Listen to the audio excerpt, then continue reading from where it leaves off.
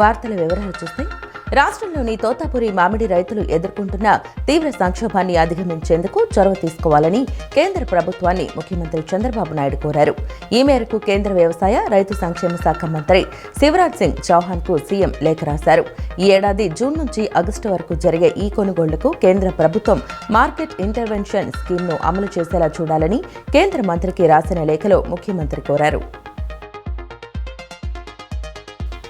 రాజకీయాల్లో సిద్ధాంతాలు, జీవితంలో క్రమశిక్షణ చాలా ముఖ్యమని మాజీ ఉపరాష్ట్రపతి ముప్పవరపు వెంకయ్యనాయుడు అన్నారు. చట్టసభల్లో గౌరవప్రదమైన భాషను ఉపయోగించాలని, రాజకీయ పార్టీలు, ప్రజాప్రతినిధులు ఆత్మ సమీక్ష చేసుకుని విలువలను పాటించాలని సూచించారు. 2047 నాటికి వికసిత్ భారత్ కావాలని, అందుకు అందరూ సహకారం అందించాలని వెంకయ్యనాయుడు ఆకాంక్షించారు. కేంద్ర ప్రభుత్వం ఉపాధి హామీ నిధుల వాటాను 90:10 నుండి 60:40% తగ్గించి రాష్ట్రాలపై పెనుభారం మోపడాన్ని ఖండిస్తున్నట్లు సిపిఎం పొలిట్ బ్యూరో సభ్యులు బివి రాఘవులు తెలిపారు.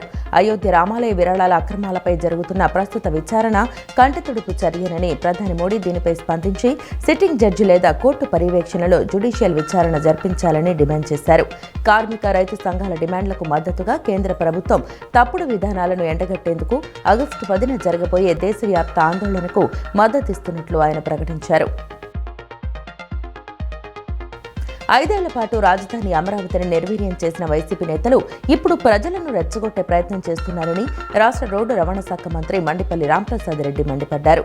అభివృద్ధి కోసం కాదు, అలజడి సృష్టించడం కోసమే వైసీపీ నేతలు అమరావతిలో పర్యటిస్తున్నారని విమర్శించారు. నిర్మాణాలు జరిగే ప్రాంతంలో ఘర్షణలకు కారణం వైసీపీ నేతల రెచ్చగొట్టే వైఖరి అని మంత్రి రాంప్రసాద్ పేర్కొన్నారు. తాడపల్లిలో వైఎస్ఆర్సీపీ నాయకులపై పోలీసుల సమక్షంలోనే దాడి జరగడాన్ని ఖండిస్తున్నట్లు సిపిఐ జాతీయ నేత కె రామకృష్ణ చెప్పారు. ప్రజాస్వామ్యంలో ఎవరైనా ఏ ప్రాంతానికైనా వెళ్లే హక్కు ఉందని స్పష్టం చేస్తూ ప్రతిపక్షాలను అడ్డుకునే వైఖరిని మార్చుకోవాలని ముఖ్యమంత్రి చంద్రబాబుకు హితవు పలికారు. రాజధాని విషయంలో మాట మారుస్తూ ప్రజలను గందరగోళపరచడం మాజీ సీఎం జగన్ కు తగదన్నారు.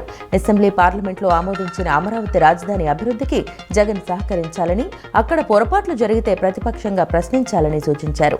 ముఖ్యమంత్రి చంద్రబాబు కూడా ప్రతిపక్షాల సలహాలు, సూచనలను పరిగణలోకి తీసుకుంటూ రాష్ట్ర అభివృద్ధిలో ముందుకు సాగాలని రామకృష్ణ విజ్ఞప్తి చేశారు.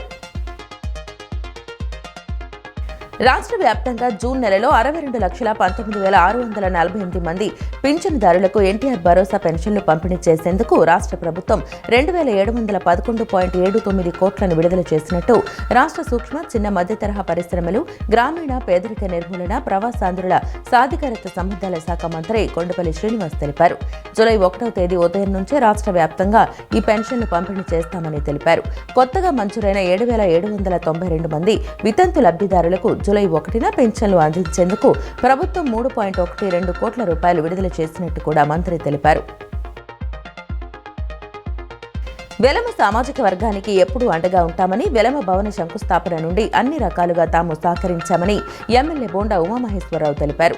పేద విద్యార్థుల చదువు కోసం కూటమి ప్రభుత్వం అన్ని విధాలా సహకరిస్తోందని స్పష్టం చేశారు.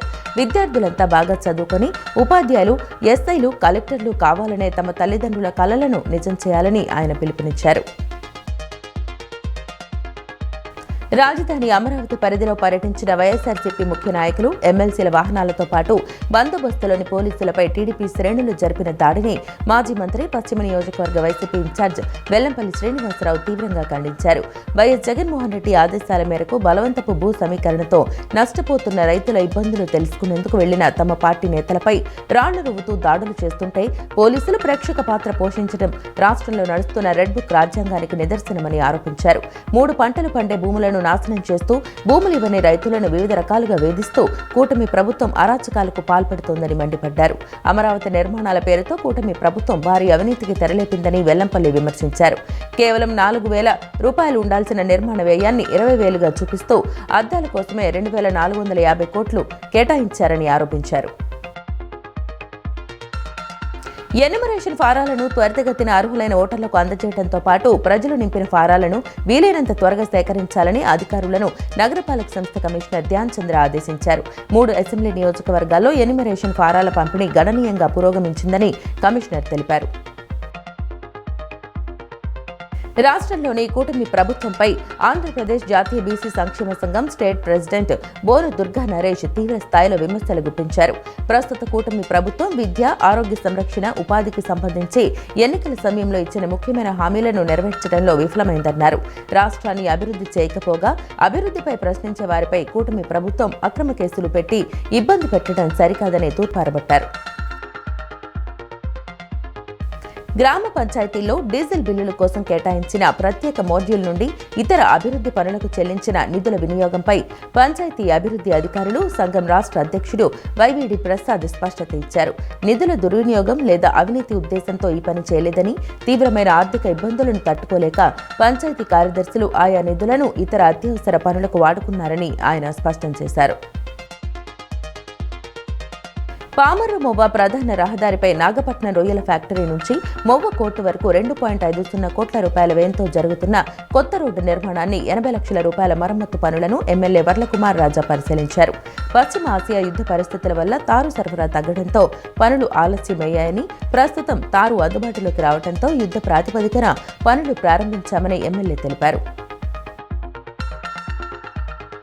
రాష్ట్రంలో రానున్న 2 రోజుల పాటు మేఘావృతమైన వాతావరణంతో పాటు చెదురుమదురుగా మోస్తరు నుంచి భారీ వర్షాలు కురిసే అవకాశముందని విపత్తుల నిర్వహణ సంస్థ మేనేజింగ్ డైరెక్టర్ ప్రఖర్ జైన్ తెలిపారు.